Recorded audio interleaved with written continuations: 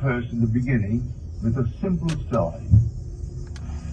About 8 years ago, I was in New York for a month, and two of my brothers, Victor and Lawrence, came up and spent 2 weeks with me in New York City. They checked into the same hotel. They wanted to see everything they could within 2 weeks, and I bought them 14 shows. And sometimes they went even to an afternoon show. They wanted to see everything in the crowded 2 weeks. But the one thing my brother Lawrence wanted to see was the new presentation of Aida. Well, the paper said it was sold out from the very moment that it was stated, a new presentation. Same music, naturally, the same score, but new scenery, something new about it. And this captured the imagination of all opera lovers, as they all wanted to see Aida. The one thing he wanted to see was Aida. But the papers had huge big ads. Not one seat is available. Come down and buy seats for the other show. And this was the old opera house around 40th Street and Broadway. It ran from Broadway to 7th, the old Metropolitan. So this morning we set out. I said, it doesn't really matter. I said, let us go. We have to go down and have lunch anyway. We will go and just see.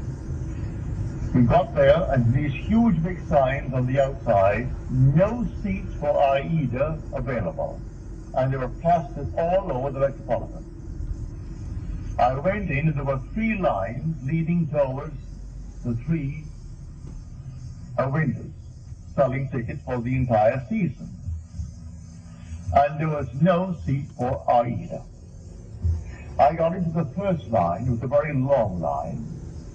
Then I saw the 3rd line for me moving more rapidly than the 1st and the 2nd. So I moved over to that line. Then we all moved rapidly forward. As we got to the window, and seemingly no hope of getting tickets.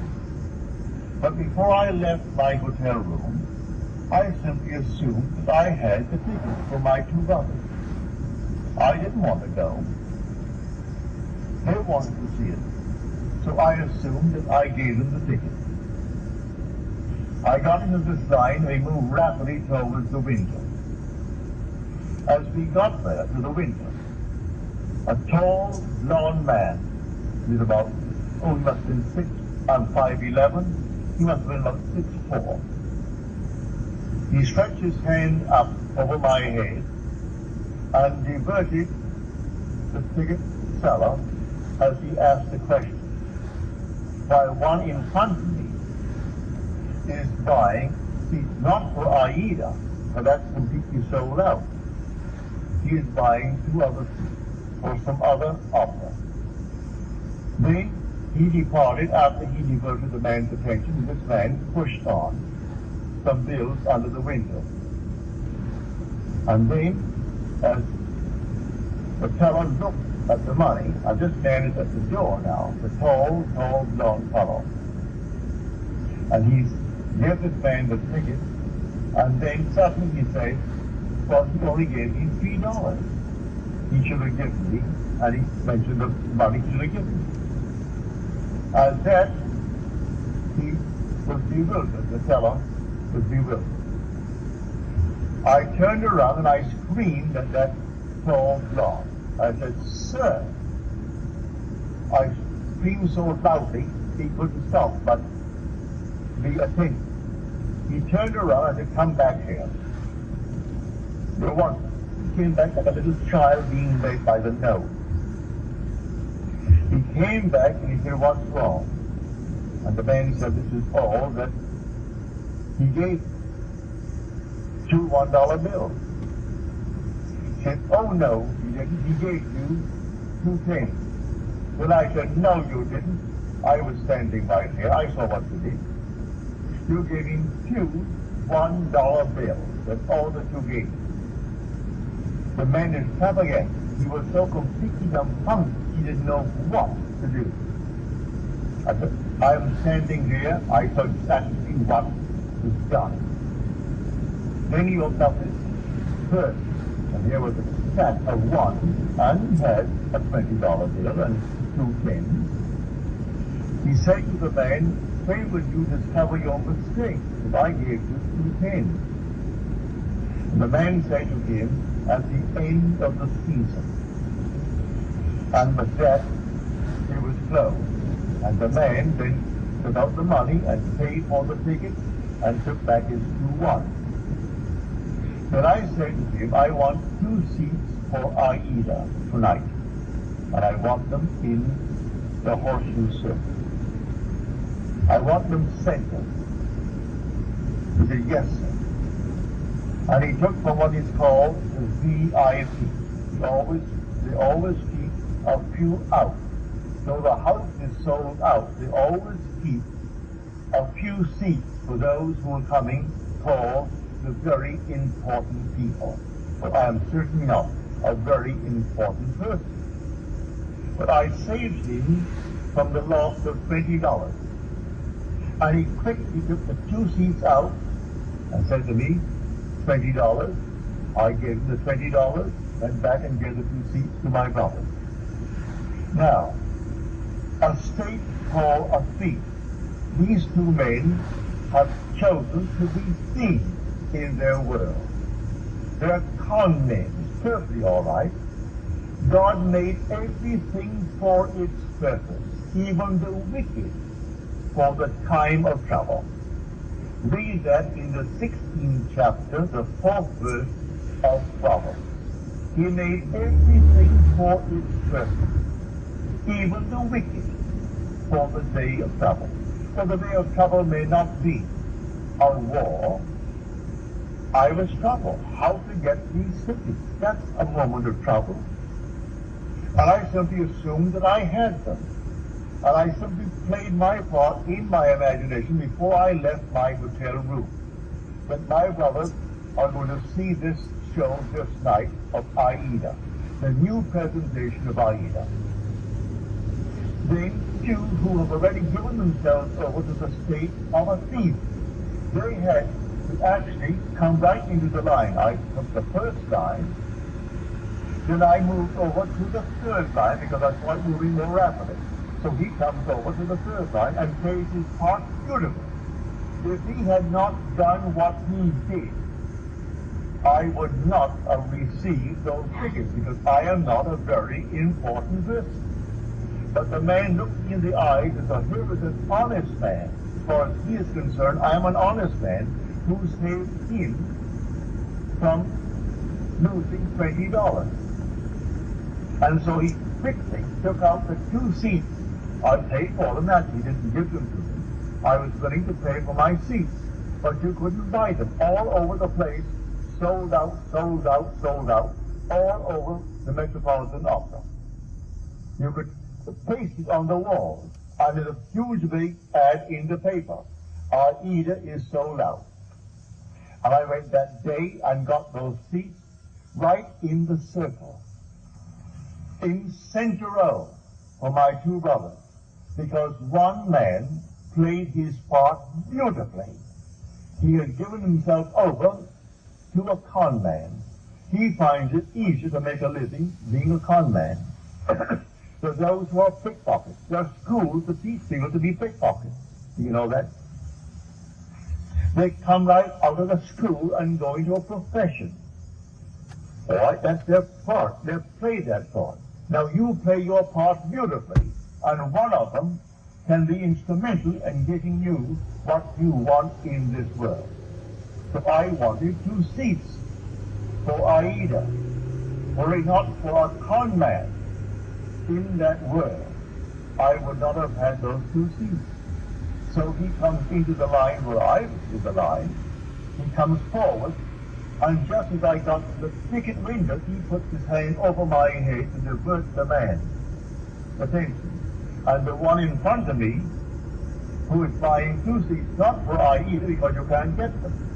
He is buying two seats for something else. And he puts out $2 bills instead of 2 cents. And then this man starts, and I turn around as though I was inspired. I was my full voice. I said, "Sir, come back here." He had to come back. So he came on back just like a little child and stood next to me, and he looked down at me. He wouldn't dare budge. And I said, "You didn't give him anything more than what he's showing you now. You give him exactly what he's showing." Because I was there and I stood next to him. He was helpless. He couldn't hit me. He was many inches by height. I was 5'11", and he may be about 6'5" or more. A strong, strapping blow. But he was impotent in my presence. And I called him back. He only played the part. So should I not forgive him? There are infinite states in this world. And all you have to do is forget states. You play your part. And every state necessary to make your part come to fulfillment will be present at the moment that you need it. And so we went over to Longchamp for lunch, and my brother Lawrence and Victor, they had their tickets, and that evening they went to see Aida. So in your limbs lie nations twain. They are rival races from their birth. One, the masculine shall gain, the younger over the elder race. And the younger is the second, and the second man is the man from heaven. And that man is your own wonderful human imagination, who is God. And there is no other God. That is the Lord from heaven. And the outer man, the clothed, he is under compulsion to fulfill the commands of that inner man. But everyone is falling into states, infinite states. To understand this world, you must think in terms of states. And so he's made everything for its purpose, even the weak for the day of trouble. And so do everything, but you don't have to think of which one will do it. Forget who will play the part. I never saw that man before, never saw his partner in their little crime before. That was their choice in life. There are those who have chosen to be pickpockets for the rest of their lives. So if they're caught in the act, all right, that's part of the game. They've chosen that part to play. There are those who've chosen their part to play, like Mr. Hoover, who just departed this world. He chose that part. And there are others who chose other parts.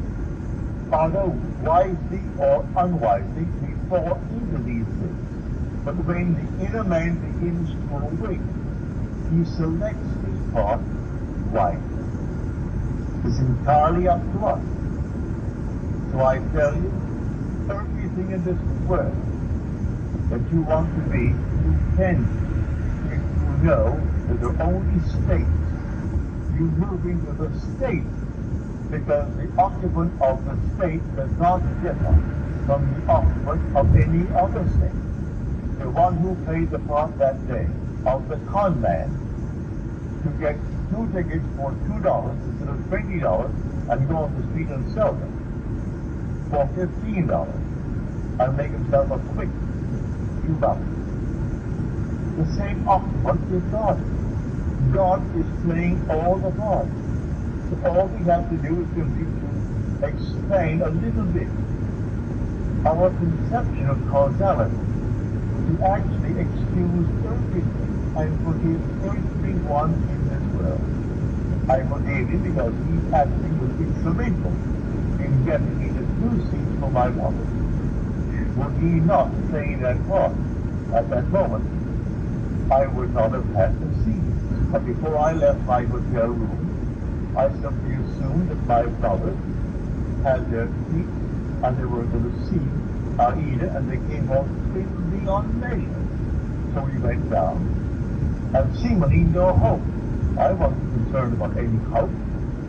There were 3 long lines. I thought he was selling not just for the show tonight. He was selling the afternoon show. He was selling for the evening show and for the entire season by a month in advance. 2 months in advance. They're all there. And so here's the line. And there were 3 lines, 3 windows open. And what caused me to move to that moving window? The Father in me. He knew which one is going to play what part, because they're all in states. And myself is fully aware of all the states in the world. And if you will play a part aid me in the fulfillment of my dream, you will play. And so if I need a thief, you must be a thief somewhere. He was a thief. And he played a far better part in my getting the ticket than if he were an honest man. If he killed and played the part of an honest man, then the man would have said to me, he would know me, another important person, and so we have no tickets. Don't you sign?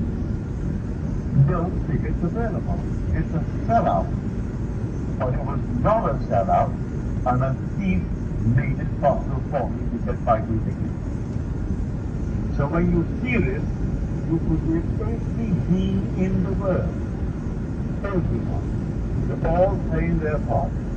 So don't forget anyone. Because everyone will be instrumental in fulfilling your dream if you know this story. It's all infinite states. But remember, you are a witness to the reality of the second man. In this room, my simple apprehension of corporeal objects, the things on the wall, is here, the chair, the house, this thing for a wedding tomorrow, all this preparation for a wedding. All this is my sense man reality. And I think it's something entirely different. And that is called only imagination. And that is the second man.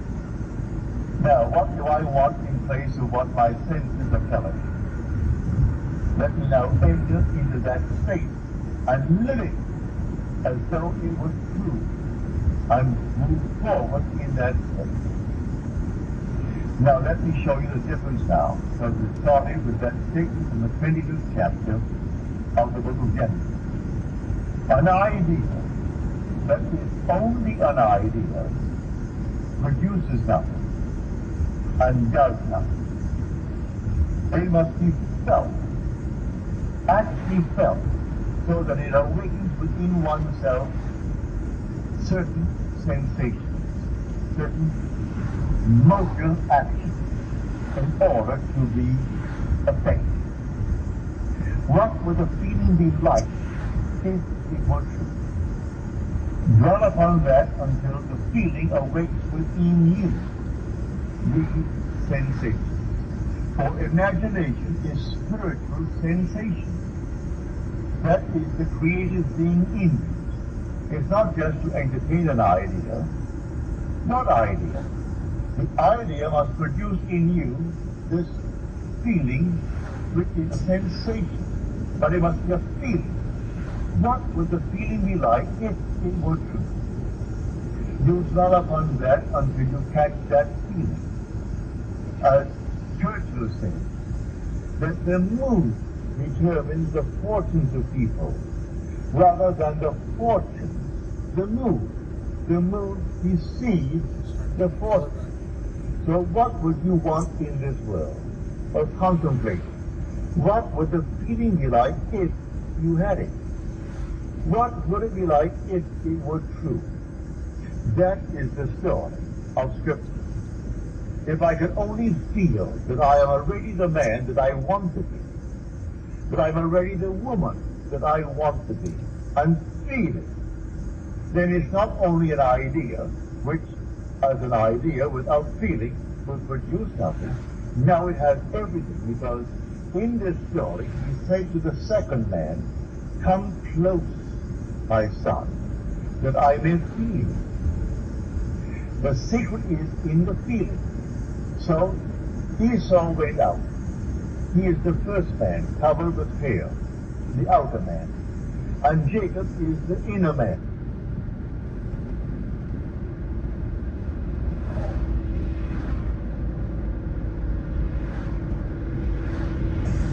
The man of imagination who is hairless. Listen to little boys. These are only symbols. It's all in man. So come close, my son, that I may feel. So he comes close and deceives his father through feeling. So the father feels, and he feels them just to be externally real. You can do it. There is no flower in your hand, but you can feel the soft, velvet feeling of a rose. You can smell a rose, though it's not physically present. Try it. Try all these things with the inner man. And when you can actually feel it, so that you raise your imagination to the point of sensation, to vision, and the whole thing is done.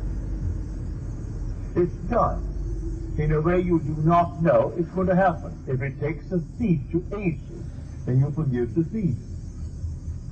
Should I not forgive that man who tried to rob that teller of $20 when he did for me what no one else could do? I could go to all the brokers in New York City and they couldn't get me 2 seats.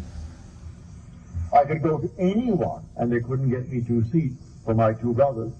And I wanted them to have the joy of seeing the new presentation of Aida. So I went myself prepared in my imagination that I had 2 seats. And it took a thief to be instrumental in getting me the seat. Should I not forgive him for the part he played? He went to the door, this tall giant of a man, looked back at me, but he wouldn't have the courage to come up and stop me. There was something in me that dwarfed him in his own mind's eye. So in spite of his height and his bigness and his strength, he couldn't dare strike me, for I was speaking from a different level of consciousness altogether. So I didn't condemn him. He played the part he had to play, and by playing it, I got the seat. So all we have to do is simply to just widen a little bit our conception of causality, to actually forgive all in the world, to excuse everything in the world. They're playing their part. So tonight you want a bigger job, you want more money in this world, you want, and you name it. Well then, there may be a thief who is going to aid you in the getting, without knowing he's doing it. Don't judge him, don't condemn him, just simply you go forward, knowing that I have ways and means that the physical man knows not of. My ways, the inner man's ways, are past finding out. And you simply go forward in the assumption that you have already achieved what now is only a wish for the world is concerned. But you enter into the wish as though the wish is already fulfilled. So what would the feeling be like? Come near, my son, that I may feel. And so he comes close. You come nearer, my son. Then he says to him, you know, your voice is the voice of Jacob. But your hand, your neck, and your sin, you have the feel of my son Esau. Esau is the outer world. So he gives emphasis to feeling. It transcends the voice. The voice was Jacob, but the feeling, the touch, was that of an external world. He could feel the external world. It was a self-deception. He deceived himself into believing that what he desired, he had. It's not 2 little boys born of a woman. All this is parable. The whole story of the Bible is all parabolic. Telling stories, unless you have the depth to understand it, well then you'll never be. But may I say, you will eventually learn. And you certainly do understand it now. So tonight is a practical night. Do you know this night what you want? Really what you want? Well, if you do the same thing I did in getting the disease. Do what I did when I was locked out completely from marrying the girl I wanted to marry. I simply assumed that she slept here, I slept here, and I went sound asleep, and in 1 week, my wife did an act which certainly I must do. In the eyes of the world, is condemned for taking what he did not pay for. And yet because of that act, I got my freedom. Then who is the culprit? Am I not? If there's any culprit, I am. If there's any culprit in this world, it is God. There is nothing but God. God is doing all in this world. He created everything in this world. And so if in me is the second man, and the second man is my imagination, and that's God. For man is all imagination, and God is man, and exists in us, and we in him. The eternal body of man is the imagination, and that is God himself. Well, if I in my imagination slept as though I am happily married to a girl that the laws of New York State said I could never get because of my entanglement with my first wife. And in 1 week, she performed an act which was judged harshly by society. And yet she was the instrument of my getting my freedom to marry the girl who now is the mother of my daughter. So how can I blame her who performed that act? She was in a state. And who did it? I did it. I did it by simply assuming that I was free and happily married to a girl that the state of New York said I could never marry because of the ancient laws that restricted my desire to get freedom in that state. So you'll forgive everyone in this world. They all play their parts.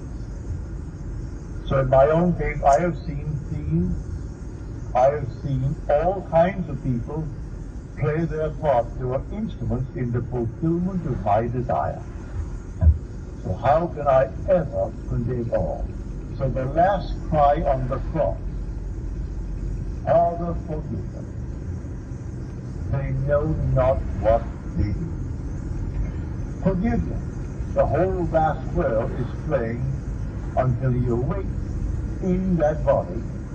He is playing the part, and he plays it automatically, unwitting. For one who is awake, who knows exactly what he's doing. And so they all play their part. So God in everyone is the same God. There aren't two gods. There's only one God. And that God is your own wonderful human imagination. When you say, I am, that's God. So tonight, you just simply boldly declare that you are the man. You are the woman that you want to be. And walk in that assumption as though it were true. And then let all these sleeping states play their part. May I tell you, in spite of what they appear to be, they are sound asleep. They do not know. He thought he knew what he did. He came right into my line and played his part. I could remain on the first line and waited and waited and waited, and no one would have played that part there. I moved over to the moving line, and here he comes. And so how could I ever condemn him? How could I ever, in any way, feel other than thankful? I would say to him, thank you, because you played the part you had to play, like a play. So someone comes in on the play, the curtain goes up, and here comes the monster. And he plays it beautifully. And the audience hiss and condemn. If there's any condemnation of the part, where is the author? Same for the author, for he wrote the part. And the author, if there's any praise, give it to the author. Any condemnation, give it to the author. I know I played a second part, on a play on Broadway. And if I didn't get a hiss when I came on, if they didn't hiss me, I thought I wasn't doing well. But I would say 99% of the time as I came on and started to play my part, the audience hissed. Then I knew I was really on my toes. I was playing the part well. Because I was a cat in that part. And they couldn't restrain themselves, especially with the matinees. When they had children there. Lots of ladies and children, and they could not restrain their emotion, and they were hissing. But then I knew, never you're getting over all right. So I was thrilled with their hissing. Because I was playing only what was written for me to play. So, in this wonderful world of ours, we are infinite states. And everyone is in a state. But the one being in one state is the being in all states. There's only one player. God only acts and is in existing beings or names. He is in all the states, and his name in all states is I am. So someone chooses the part, and he wants to be, well, a thief. He finds it easier, he thinks, than getting up, going to work, and punching a clock, and punching it out. He feels it's better for him to live that life. All right, so he's chosen that part if he does it deliberately. Or he might have fallen into it through habit of others, and then is unwittingly. All right. But he will also pay the price. That is the thing he has to consider. He'll pay the price because the part has a price in it. But in spite of that, he can be used in the fulfillment of your dream. Now, many of you have had from your letters dreams of death recently. May I tell you, it's a healthy, healthy sign. Dreams are egocentric. You cannot grow and not outgrow in this world. To outgrow is to die. You die to one state and you move into another state. So anyone dreaming of death, many of you have dreamt of my death numberless times. As Paul said, I die daily. Every day he grows. If he did not die every day, well then he didn't grow that day. So death, when you see yourself buried, or you see yourself in a coffin, or you see these things in your dream, it's only a beautiful symbol of your growth. You are growing, that's why you see yourself buried. Why you see yourself in a tomb. It's simply an expansion of consciousness. So you die to one state of consciousness as you enter a greater state of consciousness. So when people see themselves die, or others say you're dead, it has nothing to do with a little physical body, because we don't die anyway. Not really, for nothing dies. It's always an expansion,